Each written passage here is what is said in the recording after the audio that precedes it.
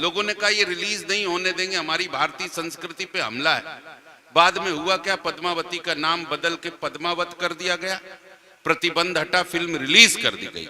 तो बिहार के लोग अपने मुख्यमंत्री के पास पहुंचे, नीतीश कुमार के पास, बोले सर जब पद्मावती का नाम बदल के पद्मावत करके प्रतिबंध हट सकता है, फिल्म रिलीज हो सकती है, तो एक बार आप भी शराब का नाम शरबत करके प्रतिबंध हटाओ, रिलीज करो, क्या दिक्कत है, टेंशन किस बात की। तो ये हिंदुस्तान में कहीं कोई तकलीफ है ये नहीं है। हंसी अपने आप चारों तरफ बिखरी पड़ी होती है। साहब कोतवाली के इंचार्ज साहब भी बैठे हुए हैं, आप यहाँ हैं तो स्वाभाविक है कि शहर में कोई दिक्कत होगी नहीं। आप लोग गलत समझ रहे हैं। ये कॉन्फिडेंस होता है कि हम अगर यहाँ बैठे हैं तो पूरा शहर शांति होगा।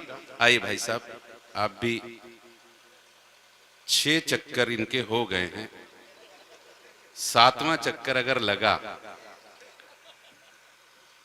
तो मैं ये कह रहा था कि हास्य के परमाणु सर, पुलिस विभाग का हम नमन करते हैं। वहां पे भी पुलिस की वर्दी के लोग बैठे हुए हैं। पुलिस का नाम सुनते ही पता नहीं क्यों एक हंसी आ जाती है। एक नकारात्मक छवि प्रस्तुत की है कहीं ना कहीं इलेक्ट्रॉनिक मीडिया ने भी पुलिस वालों की। तभी उस नकारात्मक छवि के प्रस्तुत करने के कारण लोगों को आतंकवादी तो याद रहते हैं, आतंकवादियों के नाम तो याद रहते हैं, लेकिन आतंकवादियों की 20-20 गोलियां खाने वाला बंबई का वो हेड कांस्टेबल तुकाराम ओम्बले याद नहीं रहता है साहब। संसद की रक्षा करते हुए शहीद होने वाली कमलेश कुमारी याद नहीं रहती है। खाकी वर्दी के नाम पर एक पता नहीं क्यों नकारात्मक छवि बनती है। वो खाकी वर्दी जो पीछे खड़ी हुई है, ये जो खाकी वर्दी यहाँ अतिथियों के साथ बैठी हुई है, 4 अच्छी पंक्तियां याद आ गई। मेरे अग्रज हैं साहब चौधरी मदन मोहन समर, उन्होंने लिखा कि उनके अगर कहीं कलेजे में ठक से लग जाए तो खाकी वर्दी का सम्मान हो यहाँ पर इस मंच से, कि उनके गर्म लहू के छींटे साहस की तहरीर बने। उनके राजेंद्र जी आ गए, उनके गर्म लहू के छींटे साहस की तहरीर बने। वो जीते जी लोकतंत्र के मंदिर की प्राचीर बने। अपनी जान गंवा करके भी लोकतंत्र का मान रखा और अपनी लाशें बिछा नींव में ऊपर हिंदुस्तान रखा। अपनी लाशें बिछा नींव में। यह है खाकी वर्दी साहब, मैं सैल्यूट करता हूं। वे यहां आए हैं, खाकी वर्दी चलती रहे। इस कोरोना काल में उन्होंने जो काम किया है वो कमाल का था। जब सारे लोग घरों के अंदर कैद थे तब यही खाकी वर्दी थी जिन्होंने साहब, एक बार दोनों हाथ उठा करके तालियां जोरदार तरीके से बजना चाहिए, इनका वंदन होना चाहिए, अभिनंदन होना चाहिए। कोरोना काल में कुछ गाने बदल गए। मधुप जी, गाना कितना प्यारा था, साजन मेरा उस पार है, मिलने को दिल बेकरार है।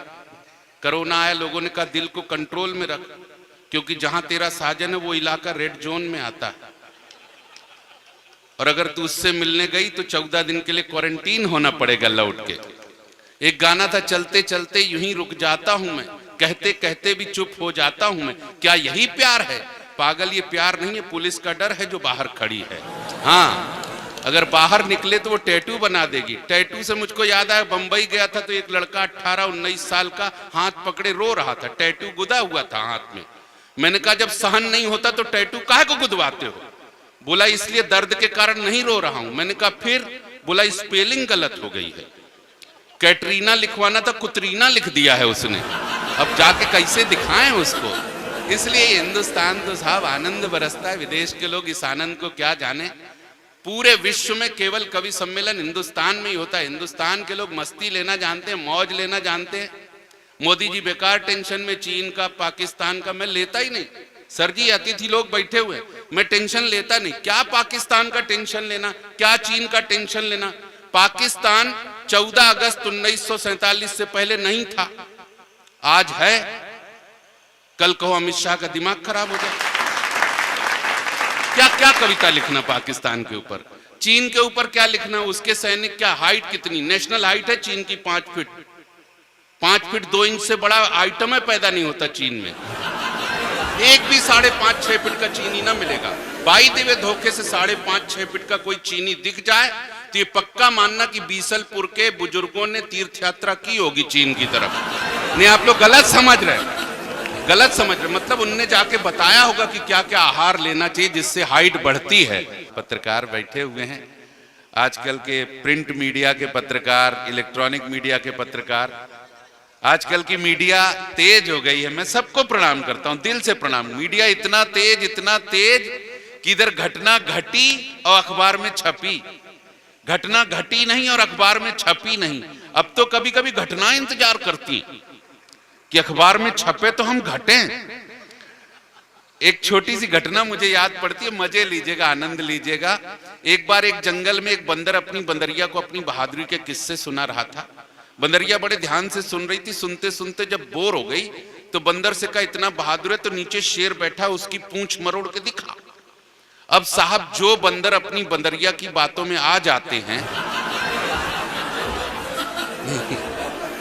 आप लोगों को ऐसा नहीं कह रहा मैं कुछ, जो आ जाते हैं वो ऐसा भी कर लेते हैं। बंदर आया, ताव में नीचे उतरा, शेर की पूंछ मरोड़ दी। शेर ने सोचा कोई ताकतवर जानवर है, तब तो ऐसी बदतमीजी कर रहा है। आंख खोल के देखा तो बंदर, शेर का दिमाग खराब हो गया। उसने लाल लाल आंखें करके बंदर को दौड़ा दिया। अब बंदर आगे आगे, शेर पीछे पीछे, जाए तो जाए कहां, भागते भागते जंगल खत्म तो बंदर एक गांव में घुस गया। गांव में कहां जाए तो देखा एक टेलर मास्टर अपनी मशीन छोड़ के चला गया था। मशीन के ऊपर अखबार रखा था, अखबार के ऊपर चश्मा। बंदर को जान बचाने का कोई तरीका नहीं सूझा तो उसने चश्मा लगा लिया और पूरा अखबार सामने करके बैठ गया। अब शेर आया तो भटक गया क्योंकि बंदर पूरा अखबार में ढक गया। तो उसने टेलर मास्टर के धोखे में बंदरई से पूछा, क्यों भाई, तुमने इधर से एक बंदर को भागते देखा क्या? तो बंदर ने अखबार पढ़ते पढ़ते अखबार के पीछे से जवाब दिया कि वही बंदर जिसने अभी कुछ देर पहले शेर की पूंछ मरोड़ी। तो शेर हैरान रह गया, बोले छप गई क्या गुरु? इतना तेज मीडिया है साहब कि जंगल का राजा शेर तक डरे इनसे। इसलिए मैं इनके चरणों में प्रणाम करता हूं। भैया, इनकी उपस्थिति है तो कार्यक्रम का जलवा है, कार्यक्रम का जुलूस है, कार्यक्रम शानदार है। आइए, मैं कहां प्रभु? अच्छा, आप जगह बदलते रहते हैं, ये अच्छी बात है। बने रहने के लिए जरूरी, कुर्सी आपके साथ रहे, जगह बदलते रहना चाहिए। आइए, जाइएगा नहीं सर, और शाल भी ओढ़े रहिएगा, माला भी पहने रहिएगा। आइए दोस्तों, मैंने संख्या की शिकायत कभी नहीं की। मुझे लगा करता है कि इतने लोग बैठे हैं, बहुत अच्छा है। अपना घर बार छोड़ करके बैठे हैं, घर भी जाके कर क्या लेंगे?